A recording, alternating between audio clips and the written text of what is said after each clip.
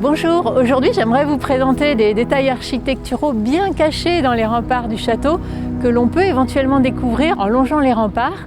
Alors imaginez, nous sommes à la fin du Moyen-Âge, fin 15e siècle. Un nouveau duc arrive au pouvoir, le duc François II, et nous sommes dans un contexte politique assez compliqué. Le duc de Bretagne perd ses alliés potentiels, notamment l'Angleterre, qui est en pleine guerre civile, et le duc de Bourgogne, qui est mort quelques années plus tôt. Il décide donc de militariser la Bretagne, et la ville de Nantes principalement, avec notamment l'armement du château, plus de 80 canons au total, et l'armement de la ville avec plus de 300 canons.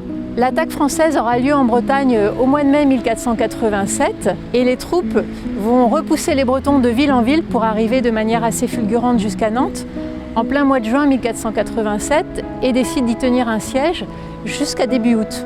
Ils s'installent à l'est de la ville et au sud, notamment sur les îles, et vont en quelque sorte pilonner le château qui est juste en face d'eux et l'endommager très largement.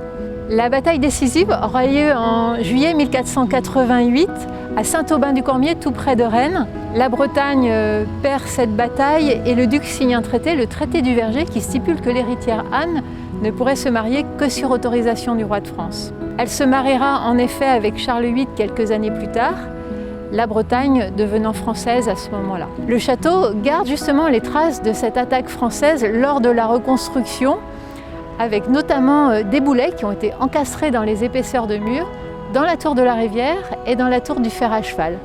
Donc à vous finalement d'essayer de retrouver ces boulets discrètement encastrés entre des parements de granit et de schiste.